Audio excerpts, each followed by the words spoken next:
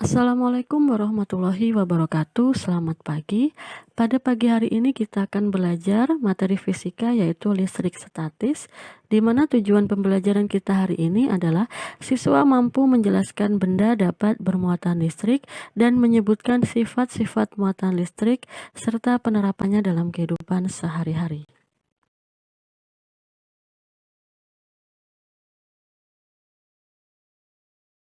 Listrik statis adalah kumpulan muatan listrik dalam jumlah yang tetap, statis, atau ketidakseimbangan muatan listrik pada benda. Listrik statis erat kaitannya dengan muatan listrik. Semua benda tersusun atas partikel-partikel yang sangat kecil disebut atom. Atom tersusun atas proton, neutron, dan elektron, di mana proton bermuatan positif, neutron bermuatan netral, dan elektron bermuatan negatif. Proton dan neutron terletak di inti atom dan terikat sangat kuat sehingga tidak dapat berpindah tempat. Elektron terletak di kulit atom mengelilingi inti atom dan dapat berpindah tempat.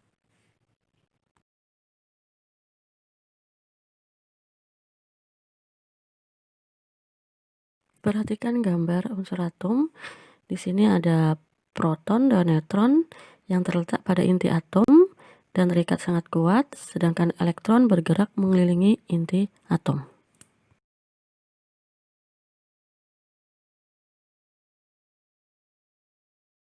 Atom dibedakan atas 3, yaitu atom netral, atom positif, dan atom negatif.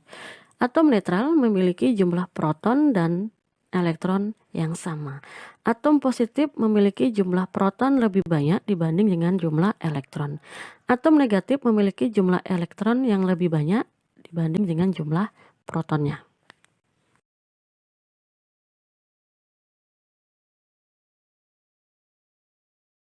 Ada 3 cara memberikan muatan pada benda netral. 1. Dengan cara digosok. Selama proses penggosokan dua benda satu sama lain, terjadi perpindahan muatan.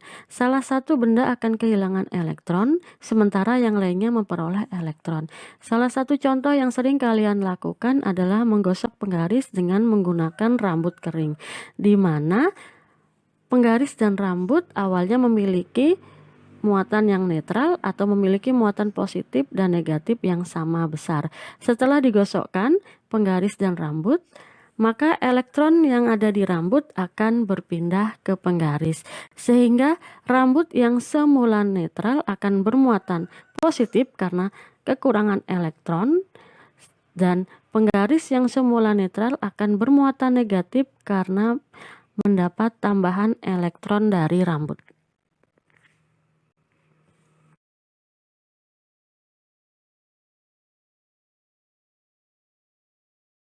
2, yaitu dengan cara induksi. Proses induksi adalah pemisahan muatan yang tadinya tersebar merata pada suatu benda menjadi teratur antara muatan positif dan muatan negatifnya. Contohnya adalah muatan netral didekati dengan muatan positif. Maka ujung benda dari benda netral tersebut akan bermuatan negatif saja.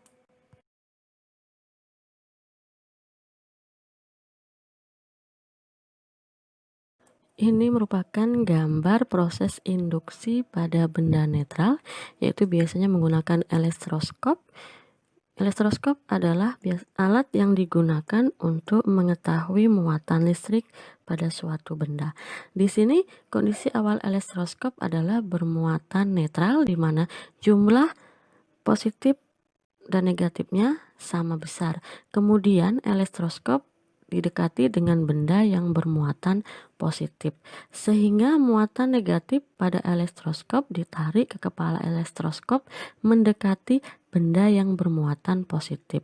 Kemudian muatan positif pada elektroskop turun menuju daun-daun elektroskop, sehingga daun-daun elektroskop akan saling menjauh karena mempunyai muatan yang sejenis. Ini adalah gambar induksi listrik pada benda netral, biasanya menggunakan alat elektroskop.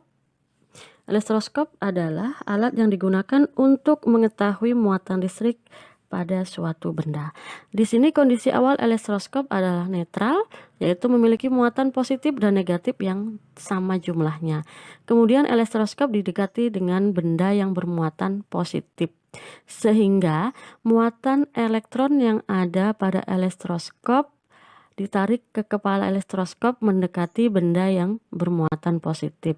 Kemudian muatan positif pada elektroskop turun menuju daun-daun elektroskop, sehingga daun-daun elektroskop saling menjauh karena mempunyai muatan yang sejenis atau biasa kita kenal saling tolak menolak.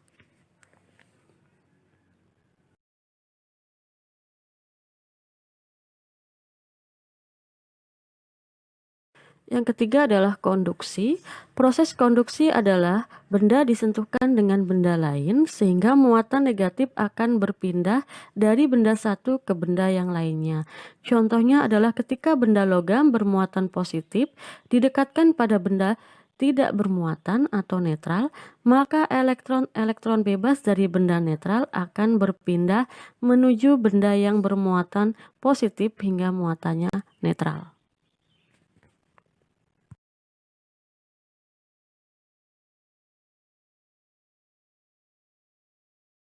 Interaksi antara dua benda bermuatan listrik, yaitu muatan yang sejenis akan tolak-menolak dan muatan yang berbeda jenis akan saling tarik-menarik.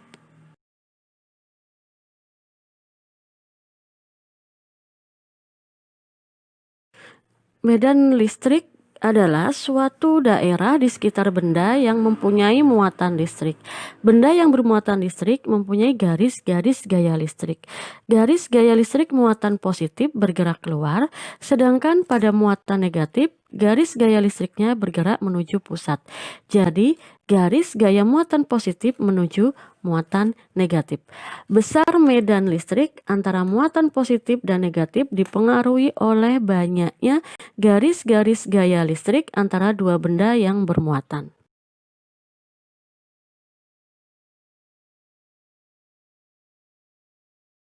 Gambar garis gaya medan listrik. Setelah dijelaskan pada slide sebelumnya bahwa garis gaya listrik pada muatan positif yaitu bergerak keluar atau arahnya keluar, sedangkan pada muatan negatif garis gaya listriknya bergerak menuju pusat atau masuk ke dalam.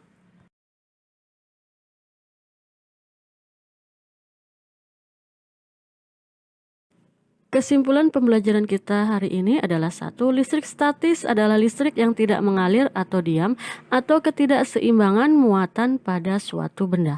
Nomor dua, semua benda tersusun atas partikel-partikel kecil yang disebut dengan atom. Tiga, atom terdiri atas proton, neutron, dan elektron. Empat, ada tiga cara memberi muatan pada benda netral yaitu penggosokan, induksi, dan konduksi.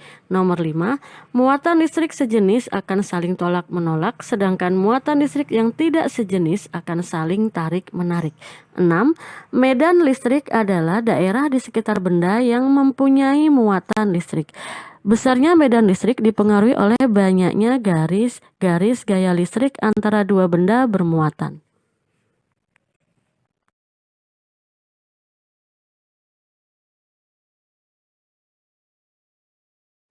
Silahkan kerjakan 10 soal berikut pada lembar kertas double folio.